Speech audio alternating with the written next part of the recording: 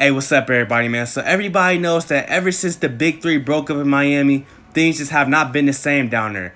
But I'm here to talk to y'all about why the Miami Heat are on the rise next season with my boy, Jarrell. Yes, sir! So before me and Jarrell get into the video, I just want to say, if you're new to the channel, thanks for giving me a chance. If you like the content and you like the video, make sure you click the subscribe button at the end. I got all the content from football and basketball.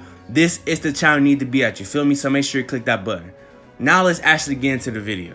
So like I said, the Miami Heat, after the offseason moves they just made, they are looking like they are currently on the rise. Now this does not mean that they are in championship contention or one of the top teams in the East. It strictly just means they are on the rise. So here go the notable moves they made this offseason.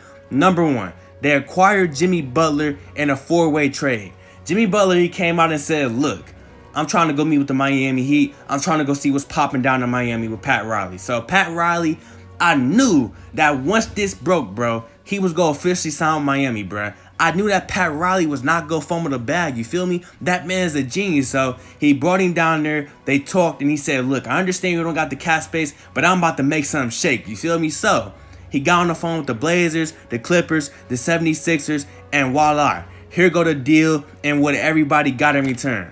All the Miami Heat lost was Whiteside, a dude they didn't really care too much about anyway. And then they lost Josh Richardson, which really doesn't matter because they got Jimmy Butler, you feel me? So, also they got Tyler Herro, a shooting guard out of Kentucky, who, you know, we go say that, bro. But that's who they drafted in the NBA draft. So, Jarrell, I just want to start off by asking you, how do you feel about Jimmy Butler joining the Miami Heat, and how do you feel like he will fit in? You feel me?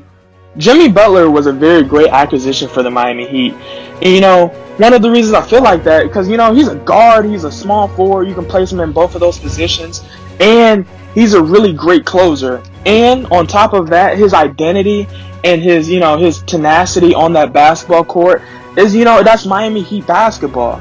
You can't train someone to have his aggression to the game for 48 minutes like Jimmy Butler. And now that you have Jimmy Butler on that team, you know, that's really great for them. And then on top of that, I think, you know, the impact for Jimmy Butler is probably going to be the playoffs. He's probably going to get past the first round. Second round might be a little challenging right now if they can't acquire another star. But I think Jimmy Butler, for right now, is a great pickup for them. And he's going to be really good for that team. Really, really good. And I agree with everything that you said. Jimmy Butler is definitely going to fit in well for the Miami Heat, bro. And outside of his basketball skills, he brings a lot of other things to this team as well, bro. He brings mental toughness to the Miami Heat, bro. Something that they definitely need moving forward if they want to be competitive in the NBA, bro. Along with that, Jimmy Butler brings hard work to this team, bro. He's been working hard since he's been in high school to become the person and the player that he is today, bro. He feels like if he's working hard, his teammates need to be working hard to become the best player they need to be, bruh. That's why when he was in Minnesota, it was a disconnection, bruh. He felt like Karl Anthony Towns and Wiggins was out there slouching and fooling around. He couldn't be around that anymore, you feel me? So if he see you slacking, bruh, he gonna let you know and he gonna influence you to work hard, bruh. And then on top of that, he's just a competitor, bruh. He's somebody that's willing to do everything it takes to win a basketball game, bro. These are great things that you want to rub off on other teammates from a player like Jimmy Butler, bruh. With that being said, like I said, the Miami Heat also drafted Tyler Herro in the draft, bro. How do you feel like him and Jimmy Butler will be playing together? How do you feel about that? Jimmy Butler and Tyler Herro on the perimeter is going to work out. It's that simple. You put Jimmy Butler at that small forward spot, Tyler Herro at that guard. You put whoever you have as a point guard like Goran Dragic and probably Bam Bam for, you know, slashing. The perimeter is going to be set. You're going to have good talent. You're going to have Jimmy Butler, who's going to be a focus point, and Tyler Herro off on that wing, that corner, just shooting the lights out. It's going to be amazing because, you know, if you watched a couple of the summer league games with Tyler Herro, he can hit. He's a hitter. And you put Jimmy Butler on there, who's a certified bucket, you know, he showed us time and time again that he's a bucket. Like Tyler Herro, Jimmy Butler is probably going to be one of the most underrated combos going into next season, for sure. And that definitely makes sense. And if this duo really is going to be dynamic in the Eastern Conference, bruh, Tyler Herro, his rookie season, and the other seasons as well, he just has to go out there and play basketball, be confident, work hard, and be a sponge to Jimmy Butler. Because Jimmy Butler, he has a lot that he can teach Tyler Herro, because he works hard. He knows how it is to be in the same situation as Tyler Herro, bro. Just be humble, Tyler Herro, and listen to everything Jimmy got to say, and you go be solid. You feel me? So, with that being said, Jarrell, I just want to ask you, how do you feel about the team's depth moving forward next season?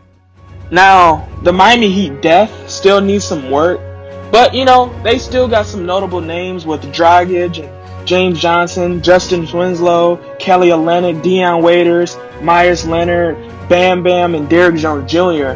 Goran Dragic is a pretty good point guard. Justin Winslow is pretty good. Kelly Olynyk is a really great pick and pop center. Myers Leonard, he still needs some work, but for his job in Miami, he's probably going to be okay.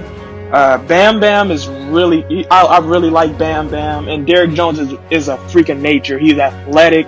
He can dunk outside this world, but to get to that conference finals level, they are probably going to have to sacrifice Justin Winslow and Dragic just to try to acquire another star.